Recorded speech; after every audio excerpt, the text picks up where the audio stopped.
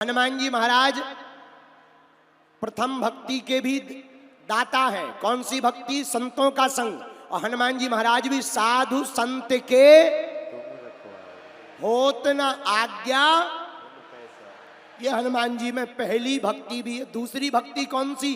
दूसर रतिमम कथा, दूसरी भगवान की भक्ति है, भगवान की कथा से प्रेम करना, वो भी हनुमान जी में है या नहीं? उत्तर कहां? प्रभु चरित्र सुनवे को राम लखन सीता मन। तो ये दूसरी भक्ति भी किसमें है? हनुमान जी में है। इस प्रकार हम आपको 9 भक्ति बतलाएंगे। कितनी? जोर से बोलो। पहली भक्ति संतों का संग, दूसरी भक्ति कथा में प्रेम, तीसरी भक्ति गुरु पद पंकज सेवा, गुरु के चरणों की सेवा, चौथी भक्ति भगवान के गुणगान को गाना, पांचवी भक्ति मंत्र जाप मम दृढ़ विश्वासा, पंचम भजन सुवेद प्रकाशा, पांचवी भक्ति है भगवान के नाम का जाप करना। अच्छा, केवल 5 भक्ति नहीं, छठवीं भक्ति है छठदम शील निरत बहु कर्मा। भगवान की छठवीं भक्ति प्राप्त करने के लिए सज्जनों का संग करना, अच्छे कर्म पर भरोसा रखना। 7वीं भक्ति कौन सी है? सातों सम मोहि मैं जग देखा, सब में राम को देखना, ये 7वीं भक्ति है। 8वीं भक्ति कौन सी? आठों जथा लाभ संतोषा, अपने मन में संतुष्टि रखना, जो प्राप्त है वही पर्याप्त है, यह 8वीं भक्ति है। 9वीं भक्ति नवम सरल सब सन छल हीना, मम भरोस, राम जी के ही भरोसे पर जीना, यही राम जी की 9वीं भक्ति है। राम जी सबरी से कहते 9 महु एकौ जिनके होई, 9 में से एक भी भक्ति किसी के अंदर होगी, उसी को प्रभु श्री राम जी अति प्रिय हो जाते हैं। बोलो जय सिया राम। लेकिन दिल्ली वाले जितने बैठे, आप लोगों के अंदर एक भक्ति तो है, पूछो कौन सी? पहले पूछो जोर से। भगवान की कथा सुनने की ललक तुम्हारे अंदर है, ये भगवान की दूसरी भक्ति तुम्हारे अंदर है। किस किस को भगवान की कथा अच्छी लगती है? जरा हाथ उठाओ। सच्ची में? जोर से बोलो। ठीक है, हाथ नीचे कर लो। इसका मतलब तुम्हारे अंदर भी हनुमान जी जैसी भक्ति। प्रभु चरित्र सुने को रसिया, प्रभु चरित्र सुने को रसिया, राम लखन सीता मन बसिया,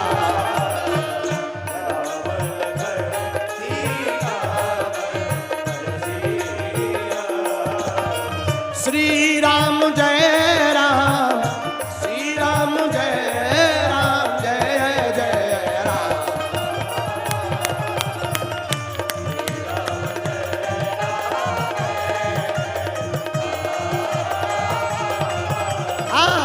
श्री राम जय राम।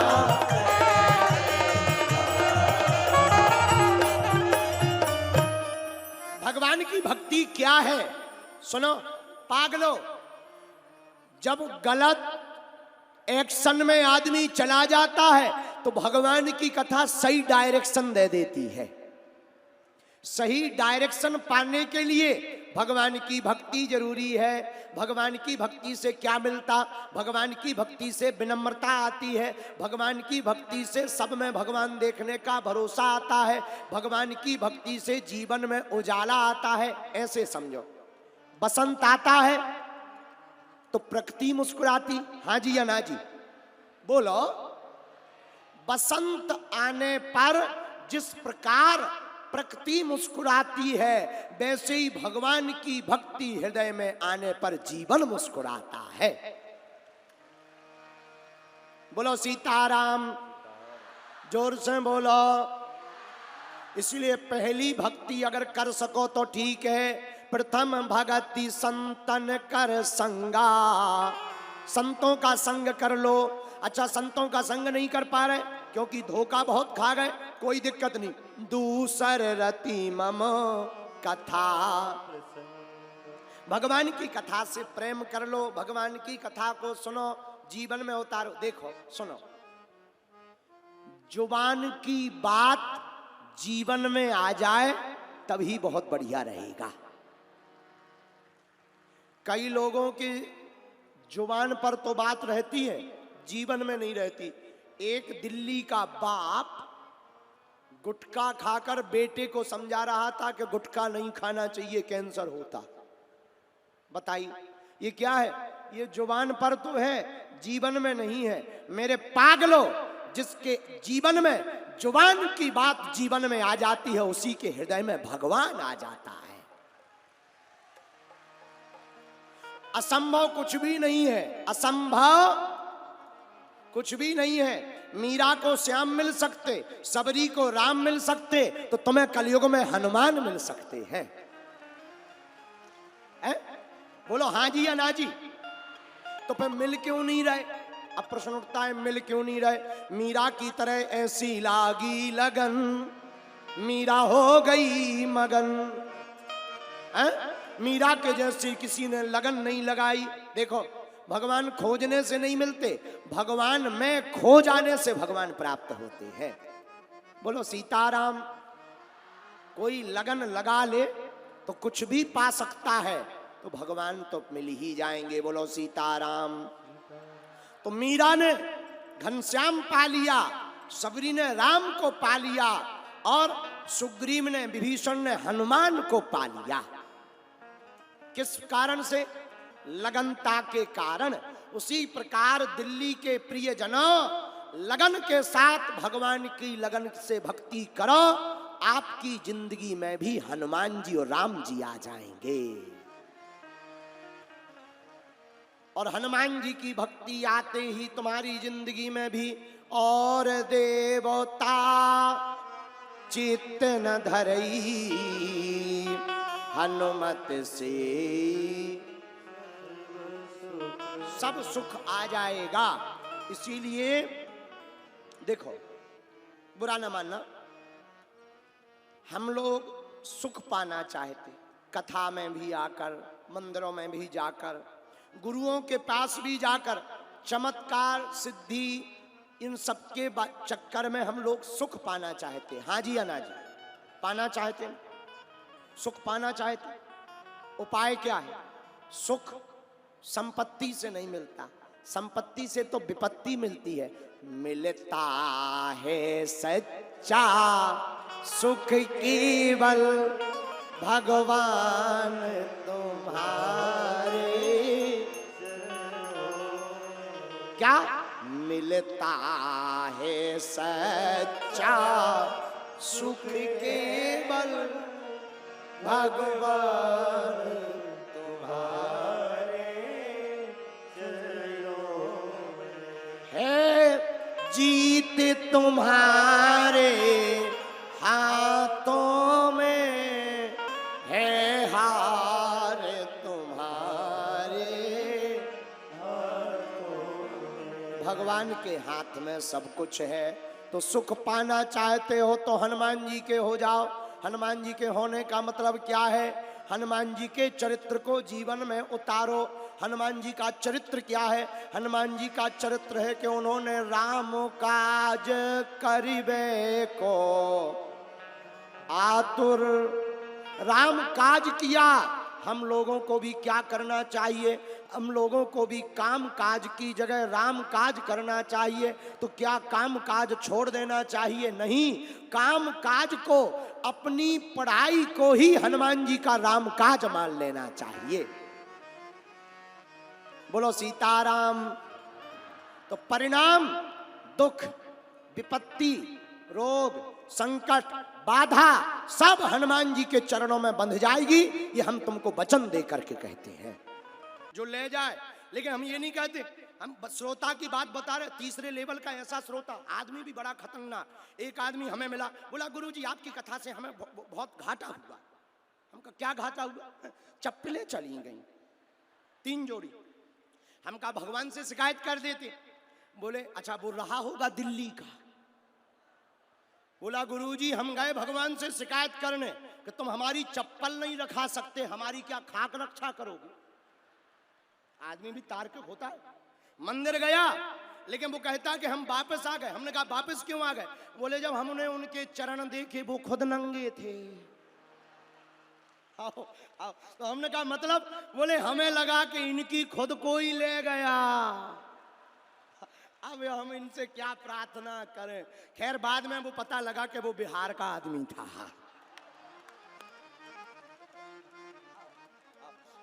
ये तीसरे नंबर का श्रोता है। लेकिन चौथे नंबर का श्रोता बहुत अच्छा होता। उसे कहीं भी कोई मतलब नहीं, उसे कथा से ही मतलब, चाहे जहां बैठे। और मेरे पागलो, श्रोता वो नहीं है जो ताली पीटने मोबाइल फोटो खिंचवाने आता। कथा में बैठना महत्वपूर्ण नहीं है, तुम्हारे दिल में कथा का बैठ जाना बहुत महत्वपूर्ण है।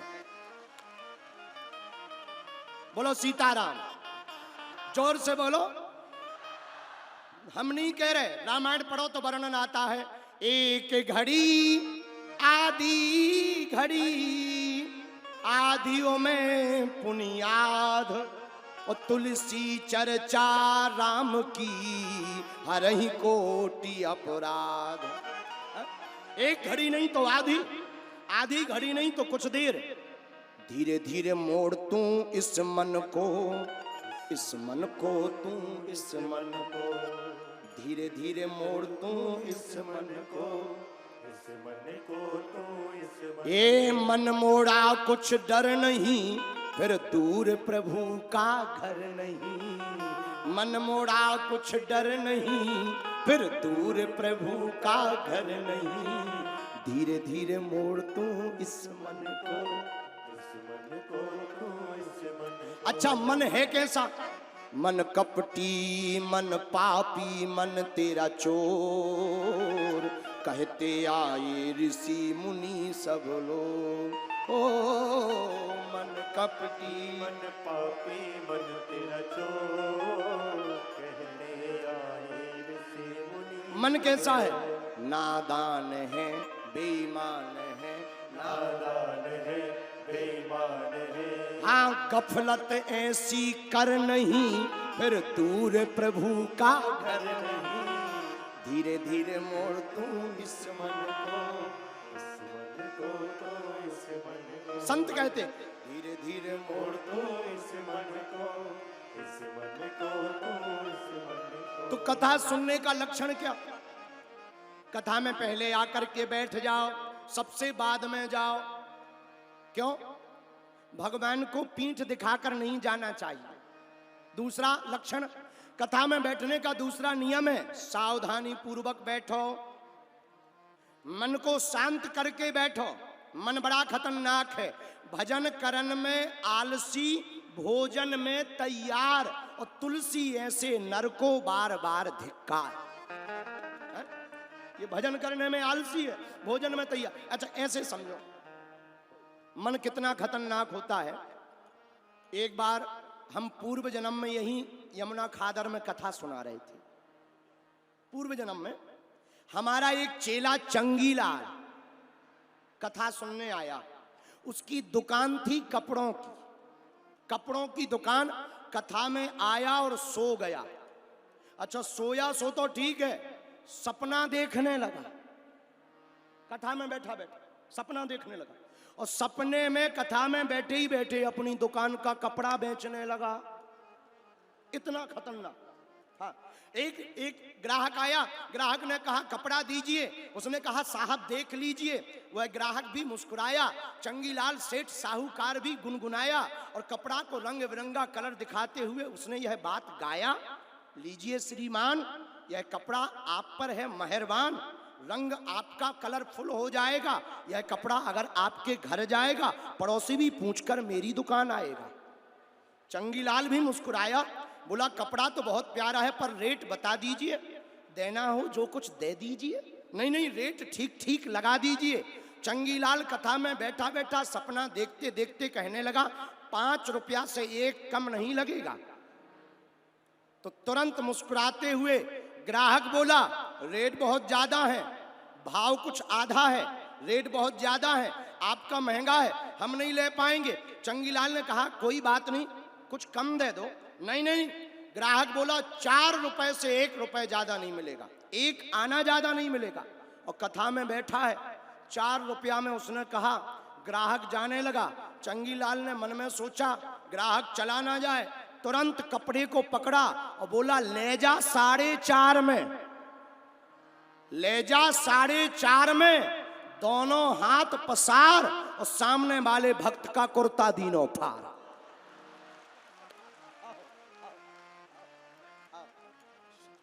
सामने वाले का कुर्ता फाड़ दिया। उसने एक थप्पड़ मारा, तब नींद से खुली। क्या बात है, क्यों मारा? तुमने शर्म नहीं आती, कुर्ता फाड़ दिया, क्या बात है? वो बोला तुम्हारा कुर्ता फट गया, हमारा तो ग्राहक ही चला गया। बताइए, ऐसे भी कुछ लोग कथा सुनते हैं। इसे कथा सुनना नहीं, मजबूरी कहते। कथा का मतलब क्या? बैठ करके सावधान होकर के भगवान की कथा को सुनना चाहिए। कथा सुनने से होगा क्या? देखो, स्नान करने से तन पवित्र होता है, भगवान की कथा में स्नान करने से मन पवित्र होता है। और हनुमान जी महाराज प्रभु चरित्र सुनबे को रसिया,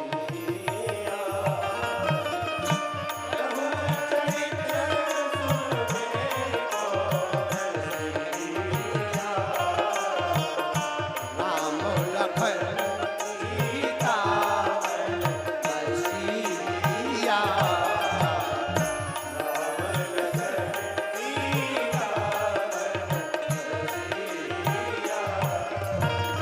श्री राम जय राम, श्री राम जय राम, जय जय राम, श्री राम जय राम, जय राम।